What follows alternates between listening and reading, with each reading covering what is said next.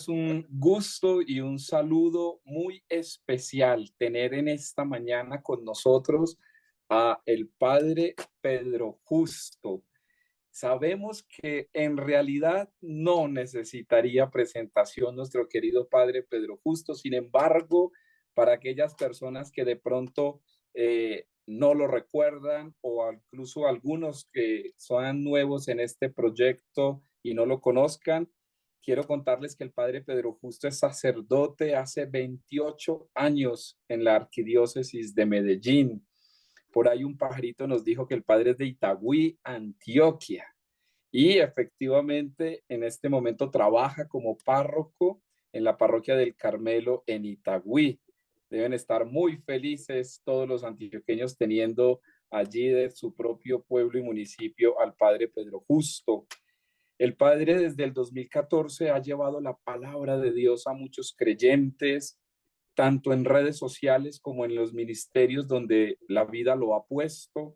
Y allí él ha trabajado mucho en pro de las personas vulnerables, en pro de las personas más sencillas de la ciudad de Medellín. También es reconocido en el extranjero como conferencista, como asesor espiritual, como un gran predicador. Y por eso pues nos da muchísima alegría tenerlo con nosotros en este tercer diálogo, así llamada esta sesión, Diálogos Despiertos. El Padre transmite todas sus Eucaristías, sus horas santas, algunos espacios que también ha tenido y compartido en Televid, uno de los grandes canales de Antioquia que a nivel del mundo también se conoce como un canal católico en el país. Y durante todo su sacerdocio ha liderado distintas campañas sociales, especialmente en pro de las comunidades vulnerables, logrando con el apoyo de muchos feligreses y muchas personas que lo acompañan en las parroquias a las donde ha pertenecido, construcción inclusive de viviendas, más de 100 viviendas para familias, para que tengan un hogar digno. De verdad que para mí personalmente es una gran alegría estar aquí con el Padre, una gran alegría estar con el Padre Carlos Andrés, el promotor vocacional nacional de la provincia franciscana de la Santa Fe, quien también estará en este diálogo. Y pues a este diálogo, Padre Pedro, le hemos querido poner un toque femenino. Nos gusta mucho que los jóvenes estén presentes en estos diálogos despiertos y por eso también nos acompaña Tatiana Vivas, que es una joven que también ha sido líder en muchos procesos espirituales, que en Bogotá trabaja muchísimo también en distintas experiencias de fe y que también es una mujer muy comprometida con Hakuna y con otros movimientos y jóvenes que ella acompaña. Por eso, pues, Padre Pedro, la palabra para usted en este saludo de esta mañana y yo personalmente me siento complacido de que haya aceptado nuestra humilde invitación. Bienvenido. Gracias, Jonathan. Un saludo en Cristo Jesús. Los abrazo con el amor del Maestro. A ti, al Padre Carlos Andrés, a Tatiana. Me gusta mucho que haya un- una mujercita de fe en este espacio de crecimiento espiritual. Yo creo que ya nuestros altares se van poblando de lo femenino. Fíjate, Jonathan, que ya los lectores son mujeres, los ministros de la Eucaristía mujeres, las servidoras de la mesa en el altar son niñas acólitas, así que hemos ganado muchísimo de ir poblando de lo femenino nuestros altares y que la ministerialidad de la iglesia tenga ese maravilloso componente que en otro momento pues no fue así, pero que gracias a nuestra conciencia creativa somos capaces hoy de abrir el corazón y el espacio a la mujer en nuestras liturgias, en nuestras catequesis, en nuestra área pastoral, en belleza en cualquier lugar donde está. Así es, así es. Bueno, padre, esto va a ser un diálogo, como decimos, a tres bandas. Entonces, yo voy a comenzar como para romper hielo y aquí el padre Carlos y Tatiana seguro están ávidos de hacerte preguntas. Vamos, le quisimos poner como un nombrecito, padre, como un tema interesante, hablar un poco de la mística. hacia una mística del maestro para ser maestros de la mística. Pensaría yo, padre, y sentiría que usted nos ha ayudado muchísimo a todos los que seguimos sus Eucaristías, sus predicaciones, este ministerio que el Señor le ha regalado de eh, el, la red social, las redes sociales, como un campo digital de la evangelización. Y por eso queremos preguntarle, padre, ¿por qué el mundo de hoy tendría sed de mística? Y si es que lo tiene. Yo lo que creo, muchachos, es que primero, no es el mundo de hoy. Es de que desde que el ser humano se concibe como sapiens sapiens, es decir, estamos hablando de 200.000 años, el ser humano tiene instalado en su ser más profundo el deseo de lo trascendente. Eh, Hay un libro que se llama Lo mínimo de lo mínimo, es de Leonardo Boff, franciscano, franciscano. Y Leonardo Boff, en ese libro de lo mínimo, dice que nosotros, la vida lleva en evolución 3.8 mil millones de años, pero desde que el ser humano se concibe como sapiens sapiens, digamos que sucede la encarnación, cuando Dios, el Creador, dice, mi criatura ya está lista para que yo viva en ella, y mi criatura está lista para que desee de mí. Es un lenguaje muy lindo que usa Leonardo Boff para conciliar la teología como ciencia y la evolución también como ciencia. Entonces, claro, aquí hay que decir que mientras los humanos seamos humanos, tendremos siempre sed de Dios, como dice el Salmo, mi alma te busca como busca la sierva corrientes de agua, ¿cierto? Entonces es algo inherente a nosotros, muchachos, es inherente al ser la sed de Dios, que es una sed que uno puede calmar, como dice el profeta Jeremías, en cisternas agrietadas que no retienen el agua, ¿cierto? También el ser humano ha buscado calmar su sed en esas cisternas agrietadas y lo único que ha encontrado es sentirse más sedientos. Por eso no podemos abandonar nuestro camino espiritual. Y nuestro camino espiritual, muchachos, no puede ser una espiritualidad sin Dios, que hoy corremos ese gran riesgo. Como la velita, el aroma, la luz apagada, respiremos bien, la postura corporal. Y a eso hoy el ser humano del siglo XXI le llama espiritualidad, pero eso no es espiritualidad. La verdadera espiritualidad es, digamos, como lo dice José Arregui en una de sus enseñanzas, en uno de sus escritos, José Arregui dice que la espiritualidad es una cualidad humana profunda. No hay problema que mencionemos a José Arregui. ¿Ustedes lo No, no, no, no. conocen? Sí, sí, padre, claro que sí. Pero Pero tranquilo, aquí. él Sí, también es sí, sí. franciscano. Sí, sí, ambos somos Ahí hermanos se del está, grupo de ahí se está noviciado. riendo Carlos Andrés. Somos hermanos de grupo de noviciado. Eso es algo así parecido como al padre Carlos Yepes, de quien tú eres hermano también de seminario. Claro, claro, sí, sí. Bueno, Carlos, estás que Entonces, te hablas. Adelante. a ver, Carlos No, pues, Andrés. bueno, no, pues me parece interesante el padre allí que, bueno, buenos días a todos.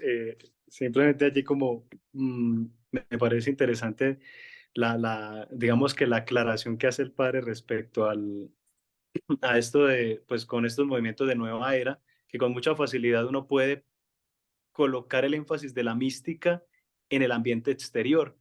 Sé que ayuda, pero no es el fin de alcanzar una experiencia mística. ¿Por qué digo esto? Yo tuve la experiencia de ir en diciembre al Amazonas y uno de los puntos que la verdad me confrontaba era, mira, mira el ambiente, voy a describir el lugar, ¿sí? El lugar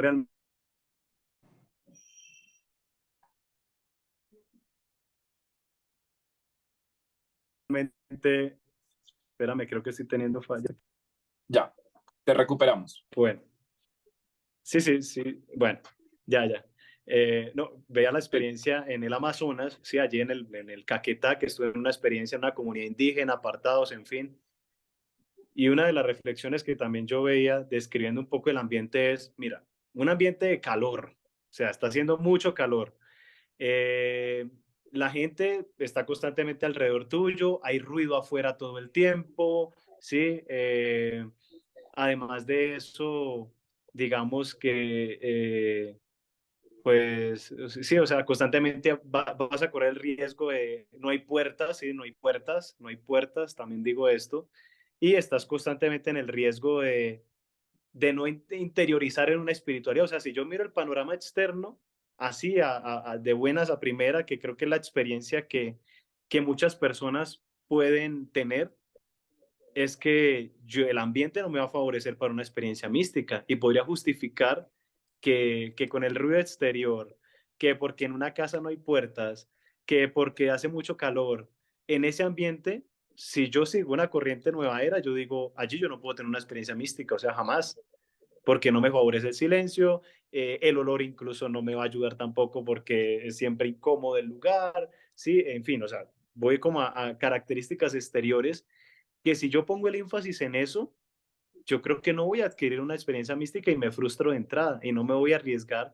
o ni siquiera voy a empezar a hacer el ejercicio de interiorización, en fin, para tener una experiencia de oración que me lleve a esa experiencia mística, digámoslo, de concientizarme de la experiencia del encuentro con Dios en lo cotidiano de mi vida, ¿sí? Entonces, por eso quiero como partir de como de este presupuesto y sí tendría allí la pregunta, padre, a este paso simplemente como para precisar un poco para todos nosotros qué entender por esa mística, ¿no? ¿Qué entendemos por mística? Bueno, ahí hay, Carlos Andrés, muchas definiciones de mística. Inclusive cuando pensamos que una persona es mística, incluso lo estamos en el lenguaje más popular, es como peyorativo, este tan místico, ¿cierto? Pero en realidad hay una diferencia muy grande entre lo místico y el misticismo. ¿Por qué? Porque todo lo que termine en ismo es porque se desvirtuó, ¿cierto? Entonces no estamos hablando de misticismo, sino de místico.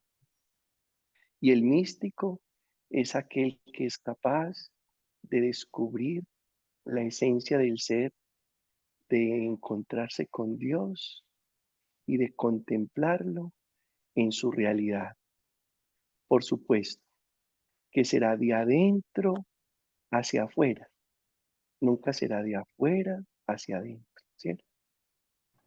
Fíjate que nosotros tenemos momentos sublimes con la Eucaristía, pero es imposible tener un momento místico con la Eucaristía cuando no se ha aceptado a Jesús, pan de vida en el corazón.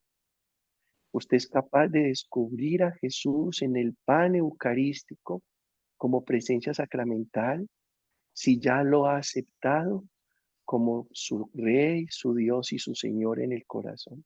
O sea que hay que partir de la hondura del ser para que uno sea capaz de contemplar la presencia de Dios en todo y en todos. Pero todo creo que parte de la profundidad del ser. Es allí donde tenemos la responsabilidad de descubrirlo. Es como yo, Carlos Andrés, es como la felicidad. La felicidad no se busca, la felicidad se descubre. Si la busco afuera. Si la descubro, la encuentro adentro. Es más dentro. Acuérdate, ahorita, fíjate que nosotros tenemos como dos realidades, la realidad interior y la realidad exterior. Y solo es posible hacer una buena lectura y una buena interpretación de la realidad exterior si la realidad interior está en orden. Si la realidad interior no está en orden, uno no es capaz de hacer una lectura correcta de la realidad exterior. Padre, hay toda una escuela hoy que está evocando la necesidad de volver a viajar hacia adentro, de volver al silencio, de volver a lo que se encuentra dentro. Byung-Chul Han habla de esta sociedad del cansancio. Eh, Muy bien, varios, muy bien. varios nos han ayudado, parte inclusive de autores tanto no creyentes como creyentes nos están impulsando a esta necesidad de volver al ser, a trascender. Karl Rahner decía que el mundo, el siglo moderno, o es místico o no será. Eh, ¿Qué juicio le merece a usted esta tendencia tan, a mi juicio, necesaria de la mística y el papel que debería jugar en nuestro tiempo? Fíjate que en este libro que acabas de mencionar de la sociedad del cansancio, el autor dice, nunca estamos más acompañados que cuando estamos enteramente solos con nosotros. Y nunca estamos más ocupados que cuando no estamos haciendo nada, ¿cierto? Y es porque a veces nos podemos volver holgazanes en nuestro interior. Él habla de la holgazanería interior y al referirse a la holgazanería interior, ¿qué significa esto? Significa que de repente en una sociedad como la nuestra, que nos pide rendimiento, estamos repletos con la agenda afuera y vacíos completamente adentro. Y eso es lo que produce un cansancio existencial, un cansancio espiritual y un cansancio emocional, ¿cierto? Esa es la sociedad del cansancio, que repletos afuera y vacíos dentro. Y yo creo que sí hay que volver. Fíjate lo que dice Henry Nowen en El regreso del hijo pródigo. En realidad este muchacho se fue de casa, de la casa de su padre, pero ¿qué significa irse de la casa del padre? Es irse a vivir lejos de uno mismo. Y cuando uno vive lejos de uno mismo, es imposible la mística. Para que suceda la mística, es necesario que uno viva dentro de sí mismo. Eso que Jesús promete en Juan 10:10, vida abundante. Bien. Digamos la verdad, antes de darle la palabra a Tatiana, que me muero de vergüenza que no le hemos dado la palabra. Perdónanos, Tatiana, debiste de haber No, hablado tú primero que todos, para nada. pero antes de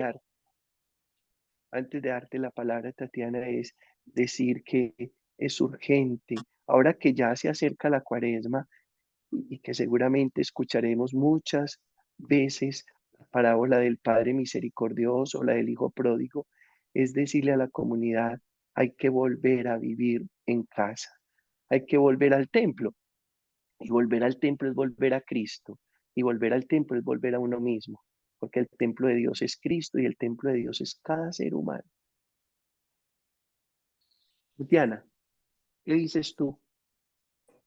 Bueno, primero no te preocupes, pueden hablar. Yo estoy acá tomando notas porque estoy fascinada con todo lo que estamos hablando. Entonces, en verdad, pueden seguir hablando. Pero mientras te escuchaba, me surgió varias preguntas, ya que estamos hablando como de eso, de el cansancio y que en la soledad, pues uno se encuentra a uno mismo. Quería preguntarte pues, ¿qué implica aprender a pues, tener como esa vivencia interior para vivir al maestro, como vivir la mística interiormente? Pues como estamos hablando, que la mística solo se puede vivir desde adentro hacia afuera, pues, ¿qué implicaciones tiene? Fue Yo creo, redundante la Tatiana, pregunta. que no, yo te comprendo bien. Ok. Mira, Tatiana, lo que pasa es que primero eh, estamos muy distraídos. Uno. Dos, estamos muy deprimidos. Es cuando el ser humano está tan distraído, porque hay muchos distractores, esa es la verdad, y porque digamos que al nuevo orden mundial le interesa que el ser humano no piense, sino que se dedique a producir y a consumir. Y entonces cuando uno se dedica a producir y a consumir, se vuelve una máquina y termina haciendo de lo mismo, que es lo que hace una fotocopiadora. Una fotocopiadora hace de lo mismo, copias. Y cualquier máquina solo sabe hacer de lo mismo. Pero a la máquina no se le puede decir ni se le puede pedir que haga algo distinto porque ella solo sabe hacer de lo mismo. Entonces, cuando estamos muy distraídos y cuando estamos muy deprimidos, recuerda, Tatiana, que uno de los problemas mundiales más severos de la actualidad y del mundo contemporáneo es la salud mental. Entonces, tan distraídos, tan desenfocados y tan enfermos mentalmente, tan deprimidos, inmediatamente bloqueamos esas posibilidades maravillosas de explorar todo lo que hay en nuestro universo interior. Yo creo que hay que rebajarle a la distracción y procurar la salud mental que nos va a permitir conectarnos con nosotros mismos. Tú sabes, Tatiana, que el mundo hoy está muy conectado hacia afuera, pero está muy desconectado hacia adentro. Inclusive tenemos mejores relaciones con los lejanos que con los cercanos. Y entonces, y esto que nosotros, este ejercicio que estamos haciendo, ¿cierto? Ojalá lo pudiéramos hacer en la mesa del comedor de nuestra casa cural, con 5 o 6 personas cercanas, pero el mundo se ha vuelto de tal manera que terminamos teniendo muy buenas relaciones con una comunidad que no tiene parentescos. Y si la comunidad virtual no tiene parentesco, también tenemos que cuidar estos mecanismos virtuales porque no los podemos volver más importantes que los encuentros presenciales, donde sentimos el calor, el olor y la sensación, la mirada del otro es más profunda, donde se despierta la misericordia y la compasión humana. Entonces, sí, hay que conectarse, muchachos, más con lo de adentro y hay que buscar superar ese tema de distracción y de depresión. Eso te diría, Tatiana, que tenemos que trabajar todos los seres humanos. Ahora se habla mucho, ahora que tengo a Carlos Andrés en la pantalla gigante aquí, Carlos Andrés, ahora se habla mucho de plena atención o de atención plena, que hace parte de uno de los elementos más importantes de la espiritualidad de hoy, que seamos capaces de saborearnos el instante vital y de no estar atados al pasado ni preocupados por el futuro, sino de saborearnos cada momento como único, sin perder la responsabilidad con el futuro y sin perder el aprendizaje con el pasado. No sé si respondo de alguna manera a lo que Tatiana estaba insinuando. Sí, por supuesto, y de hecho, pues si puedo hacer otra pregunta, sí se puede. Claro que sí, adelante. Tatiana, Pues Tatiana, se me viene a tú la cabeza. nos mandas a todos de hinojos a tus pies. Ay, no. Bueno, ya que te escuchaba, pues sí, la verdad es que la depresión y como esas ganas de tener todo fácil en este momento, pues es un mal que todos los jóvenes estamos teniendo y pues se nos ha dificultado llegar a esa conexión con Dios, ¿no? Y vivir una espiritualidad, pues como Dios nos ha enseñado. Entonces, ¿qué consejos así muy simples, además de vivir los sacramentos, puedes darle tú a los jóvenes para tener pues un viaje interior más personal y lograr conectarse con Dios? Wow. Oh, por Dios. Tatiana, te voy a contar o les voy a contar, no sé, Carlos Andrés quiere decir algo que me da mucha pena con Carlos Andrés.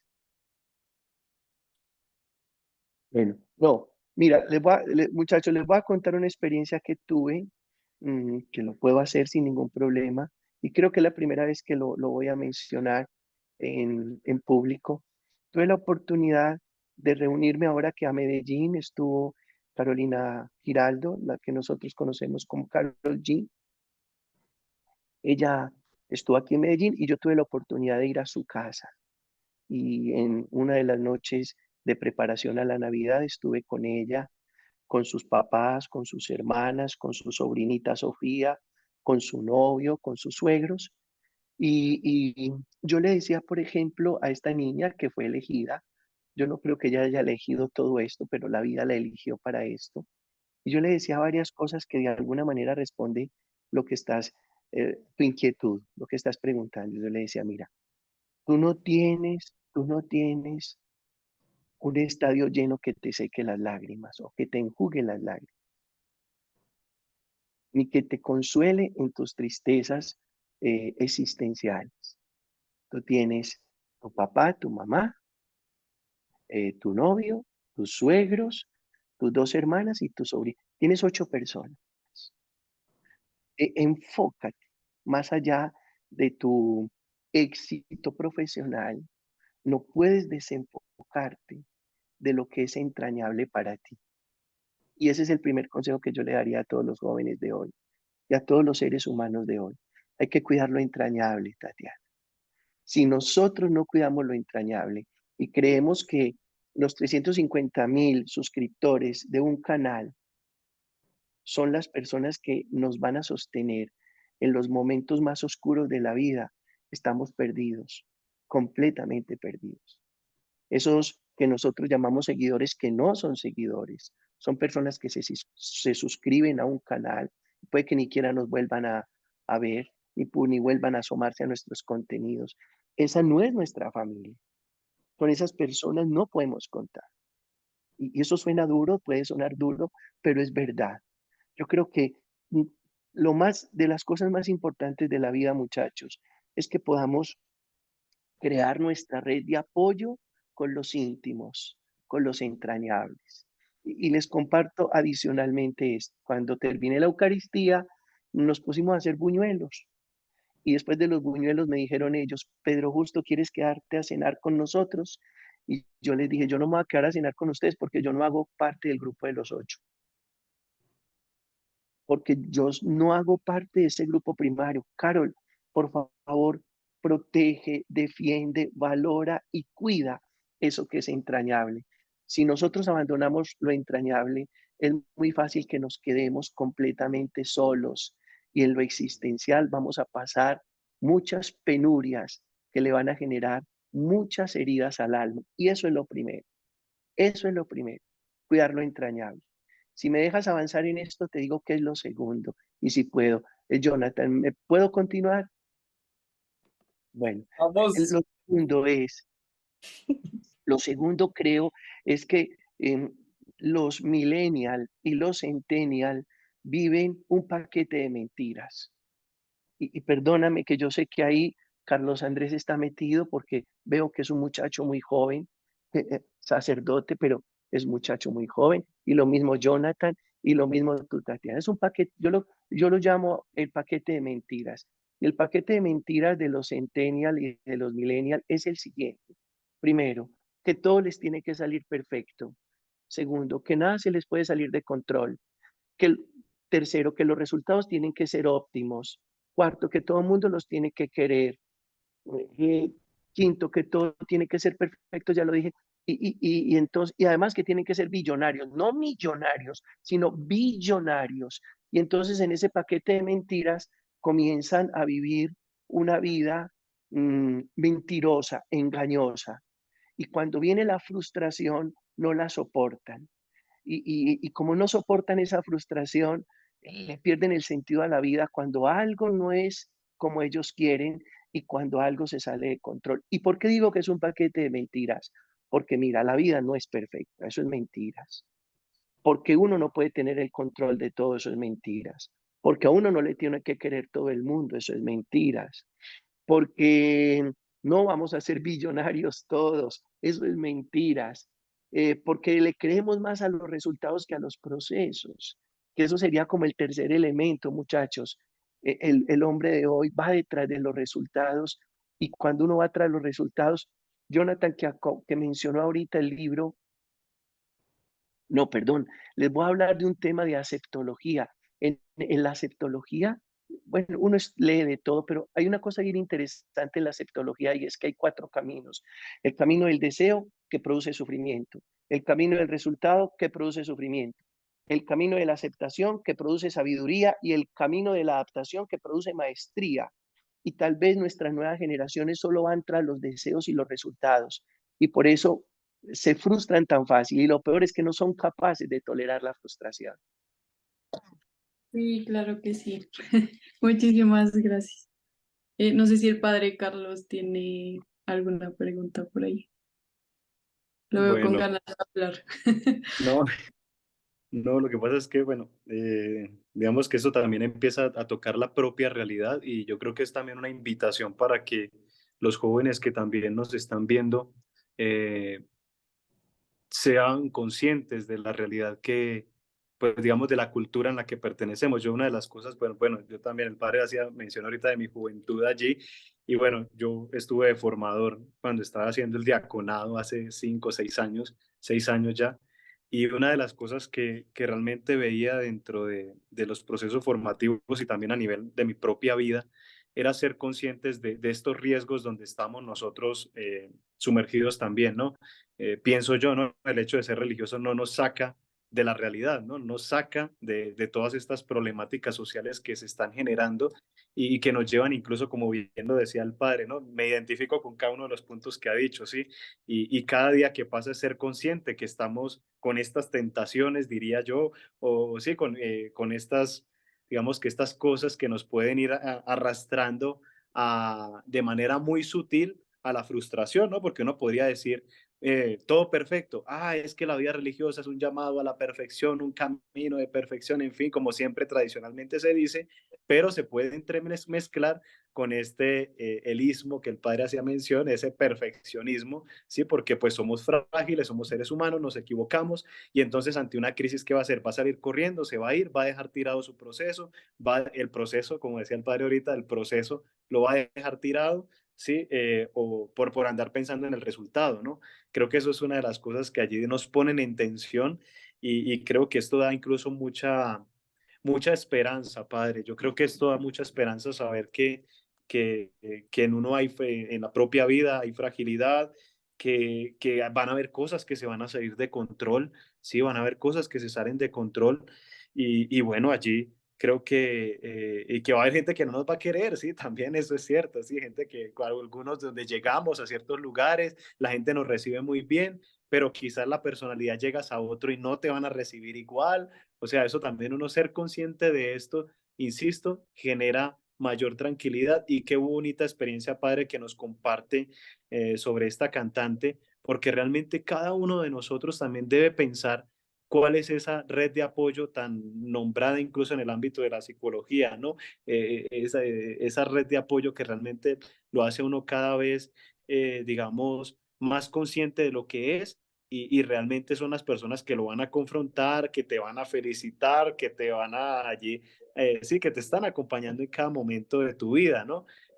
Incluso son con quienes se genera esa confianza para poder saber que uno, en qué de pronto está llegando a ser uno mismo o en qué cosa realmente está creándose una máscara, ¿no? Y eso también es bueno, ¿no? Pues pienso yo que esto era lo que quería mencionar y padre, pues sí quiero como enfatizar en esta idea porque de parte de la juventud de nosotros, cada vez que salen estas expresiones con mucha facilidad podemos decir esto suena como a regaño o a la cantaleta, pero no, es que no es eso, es el contexto cultural que nos lleva a nosotros a pensar que debemos ser conscientes de lo que nos rodea.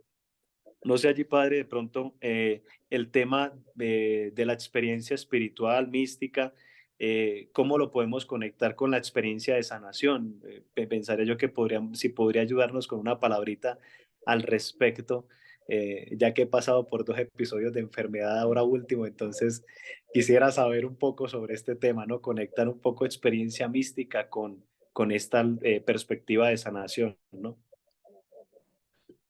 Carlos Andrés, mira, hablando de lo místico, yo creo que lo místico tiene unas características y una de esas características es el silencio y sanarnos del ruido que aturde el alma.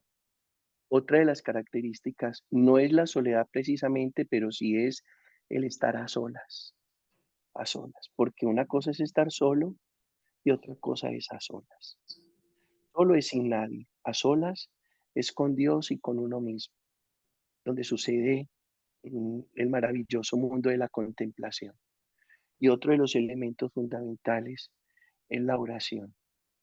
Es muy importante que si le vamos a apostar a una espiritualidad seria, sana, madura, profunda, que nos lleve a la mística, es necesario que haya oración, que haya silencio y que haya ese a solas con el Señor. Ahora, en lo que tú preguntas de la sanación, eh, mm, todos venimos muy heridos, inclusive desde que estábamos en el vientre de la mamá. Yo no creo tanto, no me preocupa tanto en las heridas físicas, me preocupan más las heridas del cuerpo emocional, que tú sabes, Carlos Andrés, que cuando el cuerpo emocional no logra tramitar una herida, se la transmite o se la pasa al cuerpo físico y traduce en la transmisión al cuerpo físico, eso se traduce en una enfermedad física, ¿verdad? Y por eso ojalá nosotros fuéramos capaces de tramitar todas esas heridas emocionales y en la tramitación de esas heridas emocionales hay dos elementos que son muy importantes. Uno, la conciencia, ser consciente de mi herida. Y dos, la compasión. Si uno es capaz de apostarle a la conciencia y a la compasión, a través de la conciencia y la compasión se pueden sanar muchas heridas del cuerpo emocional y prevenir muchas enfermedades físicas. No estoy diciendo, Carlos Andrés, que todas las enfermedades físicas sean el resultado de una herida emocional. No, no, no, porque no está bien decirlo así. Además, tú sabes que generalizar siempre es una injusticia. Pero sí es cierto que muchas de nuestras enfermedades físicas son consecuencia de no haber tramitado correctamente unas heridas del cuerpo emocional. Incluso dicen que una pareja son dos adultos conviviendo, lastimándose en las heridas de la infancia.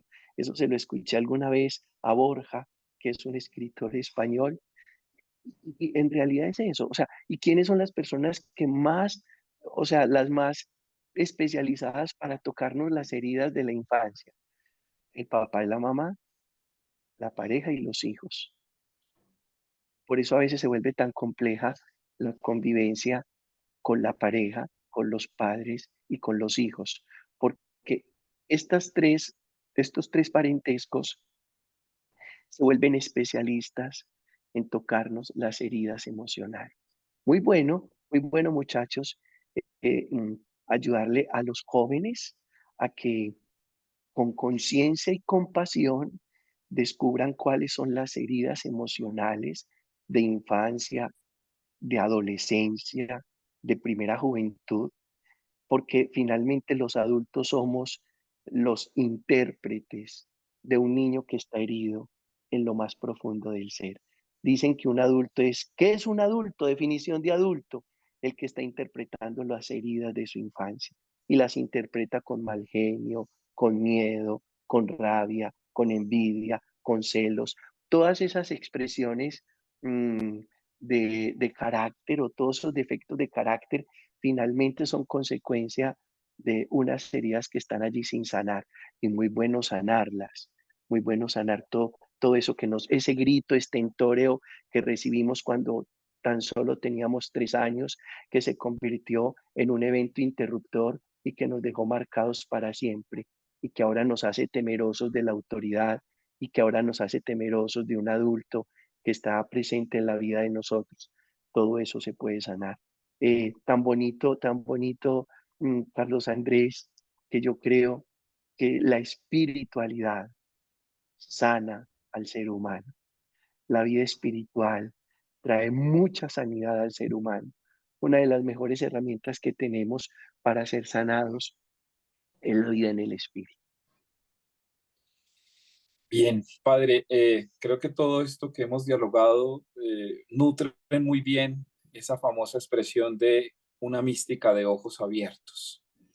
Creo yo que de nada serviría comenzar o emprender un camino místico con ojos cerrados, desconociendo nuestras heridas, nuestras maneras de sanación, nuestras enfermedades emocionales, toda esta realidad que usted también nos ha descrito. Nos quedan pocos minutos. Quisiéramos no abusar de su tiempo, padre, pero hay una pregunta que ha perseguido un poco nuestro camino espiritual y más nosotros desde esta realidad del liderazgo espiritual. Mm, Quisiera preguntarte a dos sacerdotes jóvenes que están aquí dialogando contigo y a tantos sacerdotes que te van a escuchar y futuros sacerdotes que pudieran estar en nuestra iglesia, ¿cómo ayudarles a entrar en esa confrontación consigo mismos, que no le huyan al ser que les habla, que les grita, que les reclama también sanación, para que la espiritualidad y la mística sean el camino y el pretexto de una confrontación con el ser y no que le huyamos, que no nos quememos, que no estemos tan contaminados por ese así llamado síndrome de Burnout? Cómo enfrentarnos. Hablamos de los jóvenes, hablamos de los padres, hablamos de las personas común y corrientes. ¿Cómo hablar de nosotros? ¿Qué camino de mística podemos emprender también nosotros en el mundo de hoy para tener esa mística de ojos abiertos?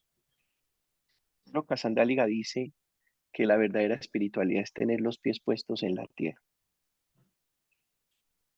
Y yo creo, muchachos, creo firmemente que ni nos podemos mentir, ni le podemos mentir a nuestras comunidades y al mundo de hoy. ¿Qué significa eso? Que primero nos tenemos que concebir, no como religiosos, sino como seres humanos. Y así nos tenemos que presentar ante el mundo, no como religiosos, sino como seres humanos. Franz King dice en uno de sus escritos que para ser buen cristiano hay que ser enteramente humano. Entonces no juguemos ni con nosotros, ni con el mundo, mostrando una realidad que no es real, que no es verdad. Y perdónenme esa redundancia. No podemos presentarnos ante el mundo como inmunes o como seres blindados o como seres cuasi perfectos o como seres de otro planeta, extraterrestres.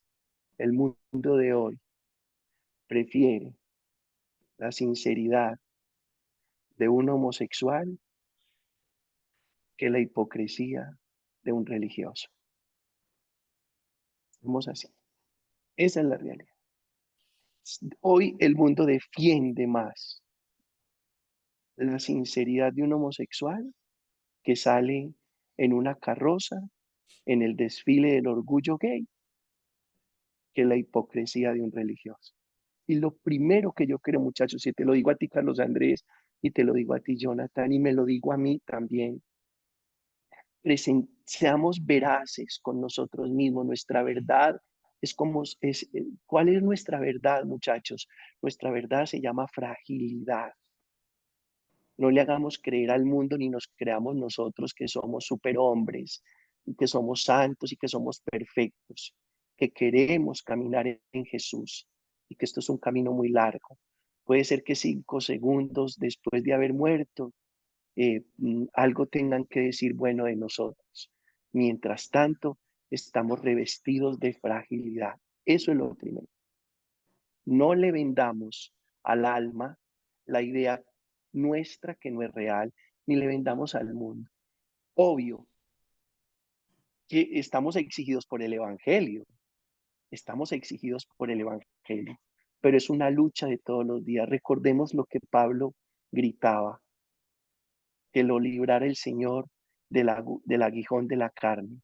Y el Señor le respondía, te basta mi gracia. Y nosotros somos seres muy frágiles. ¿Qué creo yo? Nosotros somos seres, nosotros los religiosos, como todo ser humano, somos seres enfermables, equivocables, accidentables, moribles, con muy pocas fuerzas y con un montón de miedos, pero consolados por el Señor. 7 puntos, como todos los 7 puntos míos. Sí. Enfermables, accidentables, equivocables, moribles, con pocas fuerzas, con muchos miedos, consolados por Dios. Eso somos nosotros. Y es un camino, es un camino. Y cuando la gente se da cuenta que no les estamos mintiendo, ni que estamos poniendo una fachada, una máscara, una careta, un disfraz, que nos estamos camuflando, que nos estamos mimetizando, nos entienden mejor, nos perdonan más fácil. Por eso lo peor que nos puede pasar como religiosos es que las personas nos idealicen. Y cuando nos idealizan, el día que nos equivoquemos no nos van a perdonar. Pero si mostramos nuestra verdad, que queremos ser cada vez mejores, exigidos por el Evangelio, pero que somos seres humanos de carne y hueso, es más fácil para nosotros, empezando porque entonces no despertamos neurosis que pueden convertirse en enfermedades y en patologías mentales que le pueden hacer mucho daño al alma propia y a las comunidades que acompañamos o lideramos. Para mí es fundamental que seamos muy humanos y en tanto que seamos muy humanos, acompañemos la humanidad de los demás. Bien. Bueno, queda uno absorto, sorprendido, mucho por trabajar, padre Pedro Justo, mucho por trabajar. Les cuento a Carlos Andrés y a Tatiana que el padre ha salvado mi vocación en 2 ocasiones, una ocasión en Medellín con una fuerte crisis espiritual y no me da pena decirlo a todos los que nos ven.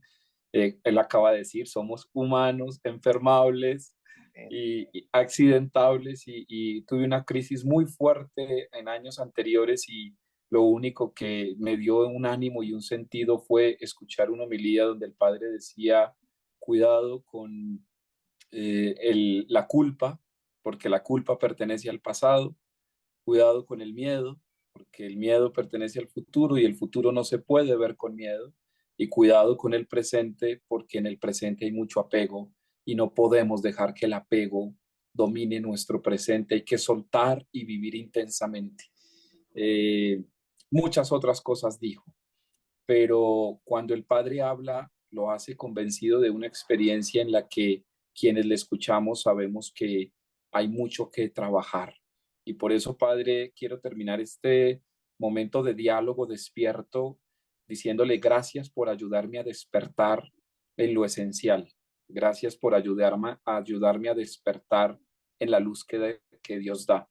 Y un segundo momento con mi madre en el que estaba ella muy enferma y yo la acompañé a una hora santa y él en su parroquia, en esta hora santa, eh, dijo sencillamente, jamás la enfermedad será signo de castigo, jamás la enfermedad será signo de abandono de Dios.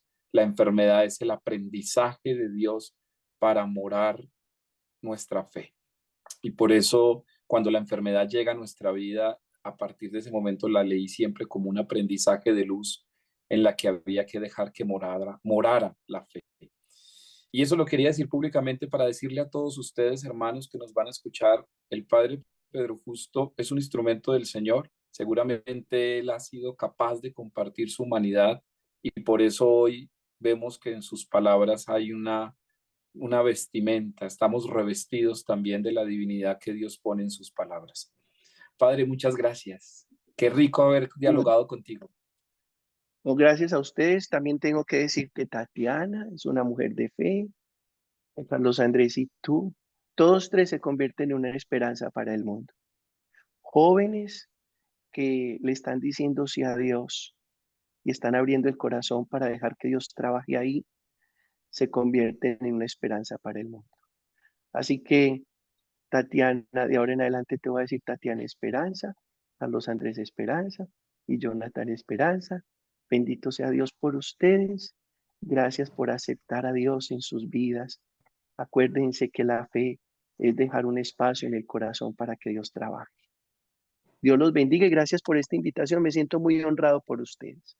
A ustedes, como el padre dice, justo a tiempo. Así que respetamos el justo a tiempo y seguimos dándole a Dios gracias por estos diálogos despiertos, que todos ustedes puedan haber aprendido muchísimo hoy. Jóvenes, aprendamos mucho, porque hoy el Padre Pedro Justo nos ha dado en lo justo, en lo que necesitábamos. Un abrazo para todos, bendiciones. Gracias.